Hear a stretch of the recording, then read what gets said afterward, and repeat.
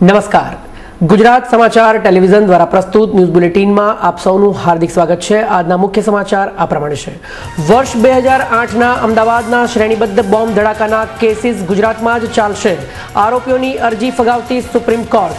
ગોધરાકાંડ પછીના ફાટી નીકળેલા રમખાણોના ઇન્ટેલિજન્સ બ્યુરોને દસ્તાવેજો વિશે સ્પષ્ટતા કરવા નાણાવટી પંચનો આદેશ। રાજ્યની સેલ્ફ ફાઇનાન્સ કોલેજમાં ધરખમ ફી વધારા અંગે ગુજરાત ફેડરેશન સ્ટુડન્ટ દ્વારા ભીખ માંગ કાર્યક્રમ યોજાયો। અને શહેરમાં જંગી માત્રામાં ગૌમાંસ ઝડપતી બાપુનગરની પોલીસ, 6 આરોપીઓ નાસી છૂટતા માલધારી સમાજમાં આક્રોશ। અને હવે જોઈએ સમાચાર વિગતવાર। ઇન્ડિયન મુજાહિદીન દ્વારા અમદાવાદમાં કરાવવામાં આવેલા શ્રેણીબદ્ધ બોમ્બ ધડાકા અંગે પકડાયેલા 80થી પણ વધારે આરોપીઓએ પોતાની સામેના કેસ રાજ્ય બહારની કોર્ટમાં ચલાવવાની માંગણી સાથે કરેલી અરજી પર સુનાવણી બાદ અનામત રહેલો ચુકાદો આજે સુપ્રીમ કોર્ટે આપ્યો હતો અને આરોપીઓની અરજી ફગાવી દીધી હતી। હવે આ બધા જ કેસ ગુજરાતમાં ચાલશે તે નિશ્ચિત બની ગયું છે, કારણ કે ગુજરાતમાં અત્યારે વાતાવરણ સારું છે। આમ છતાં જો કોઈ પણ આરોપીને ભવિષ્યમાં વાંધો પડે તો તે કોર્ટની પાસે આવી શકે છે। આમ ગુજરાત સરકાર વતી રણજીત કુમાર અને તુષાર મહેતાએ દલીલો કરી હતી। નોંધનીય છે કે 26મી જુલાઈ 2008ના રોજ શ્રેણીબદ્ધ બોમ્બ ધડાકામાં અનેક લોકોના મૃત્યુ થયા હતા તેમજ સંખ્યાબંધ વ્યક્તિઓ ઘાયલ થયા હતા। આ અંગે ગુજરાત પોલીસે અમદાવાદ, બરોડા અને દેશના જુદા જુદા ભાગોમાંથી 80થી પણ વધારે આરોપીઓની ધરપકડ કરી હતી અને અમદાવાદની કોર્ટમાં ચાર્જશીટ રજૂ કરી હતી।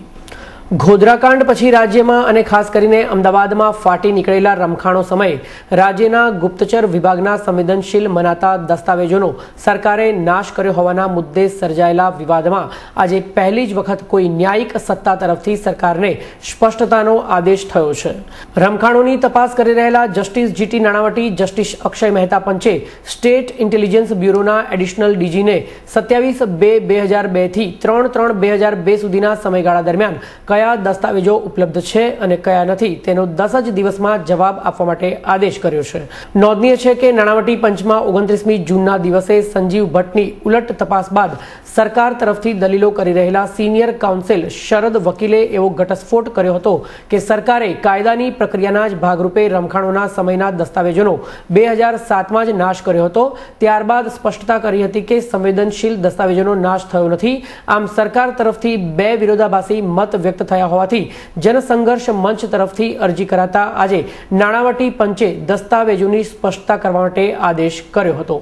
સરકારે પ્રદીપ શર્મા સામે સિમ કાર્ડ વાપરવા ષડયંત્રનો ગુનો નોંધ્યો હોય તો પછી કંપનીના મેનેજિંગ ડિરેક્ટરની ધરપકડ કેમ કરવામાં આવી નથી તેવા વેધક પ્રશ્નોને પ્રદીપ શર્માના એડવોકેટ દ્વારા કોર્ટ સમક્ષ ઉઠાવવામાં આવ્યા હતા, જેથી ન્યાયમૂર્તિએ આ કેસનો ચુકાદો મુલતવી રાખ્યો છે અને શર્માના અન્ય કેસોને કોર્ટે અન્ય મુદત પર મુલતવી રાખ્યા હતા। નોંધનીય છે કે પ્રદીપ શર્મા દ્વારા એક કંપનીના ડિરેક્ટરના નામે લેવાયેલા સિમ કાર્ડનો ઉપયોગ કરવામાં આવ્યો હતો અને આ અંગે ફરિયાદ રદ કરવા માટે આ કેસમાં તપાસ અધિકારી દ્વારા ચાર્જશીટ થયા બાદ વારંવાર તપાસ કરવાની ફરિયાદ કરવામાં આવી હતી, જે કેસ અંગે કોર્ટે ચુકાદો અનામત રાખ્યો છે। ગણેશોત્સવ માટે નાની મોટી અનેક ગણેશજીની પ્રતિમાઓ બનાવવામાં કારીગરો વ્યસ્ત થઈ જાય છે, પરંતુ તેઓ મોટા ભાગે પ્લાસ્ટર ઓફ પેરિસ એટલે કે પીઓપીનો ઉપયોગ કરીને ગણેશજીની મૂર્તિઓ બનાવે છે, જેનું નદી કે અન્ય જળાશયોમાં વિસર્જન કરવામાં આવે છે, પરંતુ તે એક પ્રકારનું કેમિકલ હોવાથી પાણીમાં ઓગળતું નથી અને પર્યાવરણને પ્રદૂષિત કરે છે। તેથી મૂર્તિઓ બનાવવા માટે પીઓપીનો ઉપયોગ હાનિકારક હોવાથી તેનો ઉપયોગ બંધ કરવો જોઈએ। હાઈકોર્ટની એક પ્રકારની આ ટકોર મૂર્તિ બનાવનાર કારીગરોને કરવામાં આવી હતી।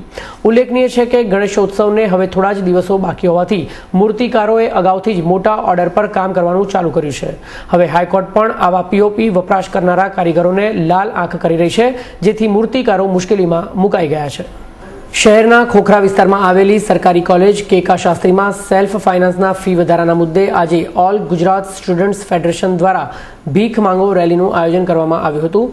મોટી સંખ્યામાં એકઠા થયેલા ફેડરેશનના કાર્યકરો અને વિદ્યાર્થીઓએ હાથમાં વાટકા સાથે કપડાં કાઢી લોકોની પાસેથી ભીખ માંગી હતી, કારણ કે સેલ્ફ ફાઇનાન્સ કોલેજના બીએસસીમાં 32,000, બીસીએ 18,000 અને બીબીએમાં 14,000ની રકમના ફી વધારાના લીધે ગરીબ અને મધ્યમ વર્ગના વિદ્યાર્થીઓને અભ્યાસ કરવું ખૂબ જ મુશ્કેલ બની ગયું હતું। તેઓએ આક્રોશ વ્યક્ત કર્યો હતો કે આ ફી વધારો પાછો ખેંચી લેવો અને સરકારી ધારા હેઠળ ફી લેવા વિનંતી કરવામાં આવી હતી. જે ગરીબ વાલીને પોસાઈ શકે નથી, ખોખરા, અમરાઈવાડી, ભાઈપુર, મહાવીરનગર, રાજપુર, ગોમતીપુર, વટવા જેવા વિસ્તારો છે જ્યાં ગરીબી રેખા હેઠળ જીવતા લોકો છે અને એ લોકોને આ પોસાઈ શકે તેમ નથી અને એટલા માટે જ આ ફી નાબૂદ કરવામાં આવે અને સરકારી ધોરણે કોલેજ ચલાવવામાં આવે તે માટે સરકાર કંગાળ સરકારને માટે ભીખ માગવા નીકળ્યા છે. કમનસીબી ઘટના એ છે કે મુખ્યમંત્રી જ્યારે આપણો પ્રતિનિધિ હોય અને એમને તે ખ્યાલ ના હોય કે ગરીબ બાળક કઈ રીતે ભણી શકે, તો એ માટે અમે મુખ્યમંત્રીને બી મધ્યસ્થ થઈને આ માગણીનો સત્વરે ઉકેલ લાવવા વિનંતી કરીએ છીએ. ગુજરાત સરકાર મહિલા અને બાળ વિકાસ વિભાગ દ્વારા ઘણા સમયથી ચાલતી મોબાઈલ આંગણવાડીના વ્યવસ્થાપનમાં ઘણી બધી ખામીઓ છેલ્લા એક અઠવાડિયાથી બહાર આવી રહી છે. સૂત્રોના જણાવ્યા અનુસાર શહેરમાં મજૂરી કામ કરવા આવતા મજૂરોના બાળકો માટે મોબાઈલ આંગણવાડી ચાલી રહી છે, જેની અંદર ટોટલ સ્ટાફ 3 જણનો હોય છે, જેમાં 2 મહિલા અને 1 હેલ્પર હોય છે, જે લોકોએ નિર્ધારિત કરેલા એરિયામાં જઈ ત્યાંના ગરીબ બાળકોને ભણાવવાની સાથે પૌષ્ટિક આહાર જાતે જ ત્યાં બનાવીને બાળકોને પીરસવાનો હોય છે, જેના કારણે નાસ્તો બનાવવામાં જ એટલો બધો સમય જતો રહે છે જેથી ભણાવવાનો પૂરતો સમય નથી મળતો અને અધૂરામાં પૂરું 3 જણાનો અપૂરતો સ્ટાફ આ તમામ કામ સમય મર્યાદામાં પૂરું કરવા માટે અસમર્થ હોવાથી મોબાઈલ આંગણવાડીમાં કાર્ય કરતી મહિલાઓ થોડા જ સમયમાં કામ કરીને આ પ્રકારની નોકરી છોડી દેતી હોય છે. આમ ઘણી બધી જગ્યાએ અપૂરતા સ્ટાફના કારણે બાળકોને છેલ્લા કેટલાક દિવસથી શિક્ષણ અને પૌષ્ટિક આહાર બંને નથી મળી રહ્યા. આમ ગરીબો માટેના મફત શિક્ષણના બળગા ફૂંકતી ગુજરાત સરકારની પોકળતા છતી થઈ રહી છે. આંગણવાડીમાં આવે છે ખરા, નાસ્તો આપવા આવે છે. 2 દિવસથી નાસ્તો બંધ, ઢોકળા ને એવું બંધ છે. ચોખાનું પેલું મળે છે ને ખીચડીનું એ મળે, પછી શીરાનું મળે અને કોઈ મીઠું પણ મળે. એ એમાંથી બંધ છે. બેન એક આવે છે એ પહોંચી વળતા નથી. એક બેન ઘણા સમયથી એમ કે આવે છે પહોંચી વળાતું નથી. એ બોલાવા જાય કે ભણાવે, એક પછી છોકરાને આમ કે શાંતિથી બેસાડે. એવું વાત નાના બાળકો કહેવાય. સમજુ વગરના બાળકોને એમ સમજાવીને જ કહેવું જોઈએ એમને.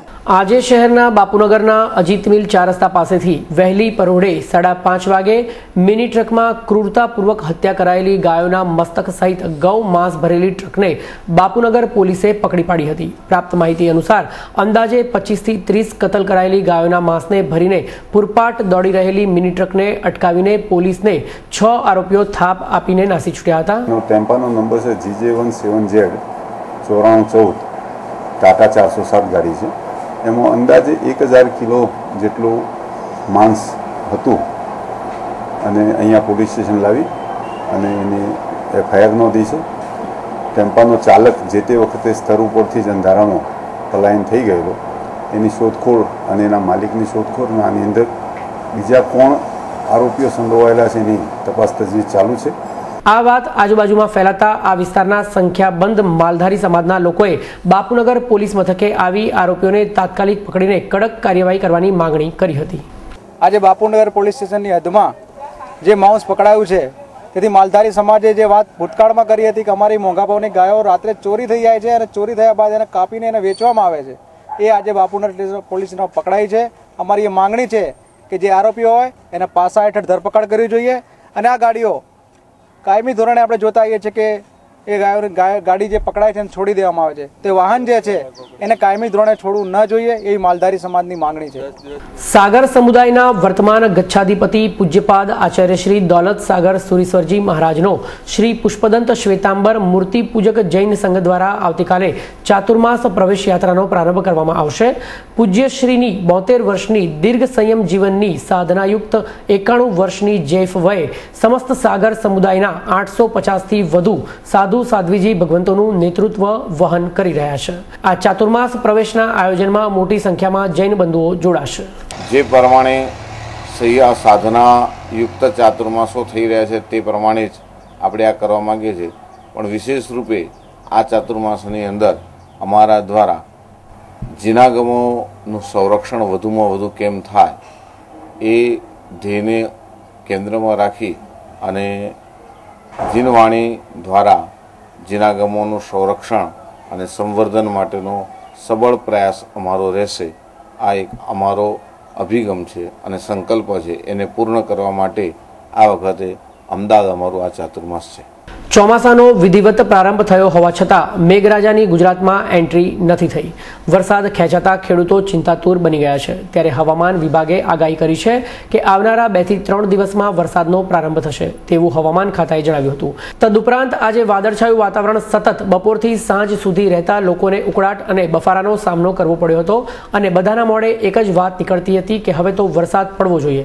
નોંધનીય છે કે ખેડૂતો વરસાદ ખેંચાતા પોતાના વાવેતરને લઈને ચિંતામાં આવી ગયા છે. આજે શેરબજારમાં મંદી જોવા મળી હતી. આજે સેન્સેક્સ 18,730 પર ખુલ્યો હતો. દિવસભરની ખરીદારીને પગલે સેન્સેક્સ નીચો રહ્યો હતો. દિવસ દરમિયાન સેન્સેક્સ 18,682 થી 18,823 ની વચ્ચે રહ્યો હતો. દિવસને અંતે સેન્સેક્સ 17 પોઈન્ટથી ઘટીને 18,726 પર બંધ રહ્યો હતો, જ્યારે નિફ્ટી 6 પોઈન્ટથી ઘટીને 5,625 પર બંધ રહ્યો હતો. અને હવે જોઈએ આજના હવામાન સમાચાર. આજનું અમદાવાદનું મહત્તમ તાપમાન 33 ડિગ્રી સેલ્સિયસ, લઘુત્તમ તાપમાન 29 ડિગ્રી સેલ્સિયસ રહ્યું હતું, જ્યારે બરોડા મહત્તમ 32 ડિગ્રી, લઘુત્તમ 28 ડિગ્રી, સુરત મહત્તમ 30 ડિગ્રી, લઘુત્તમ 27 ડિગ્રી, રાજકોટ મહત્તમ 33 ડિગ્રી, લઘુત્તમ 27 ડિગ્રી અને ભુજનું મહત્તમ તાપમાન 34 ડિગ્રી સેલ્સિયસ અને લઘુત્તમ તાપમાન 27 ડિગ્રી સેલ્સિયસ રહ્યું હતું. તો આ હતું ગુજરાત સમાચાર ટેલિવિઝન દ્વારા પ્રસ્તુત ન્યૂઝ બુલેટિન. આવતીકાલે ફરીથી મળીશું આ જ સમયે આ ચેનલ પર. ત્યાં સુધી રજા આપશો. નમસ્કાર.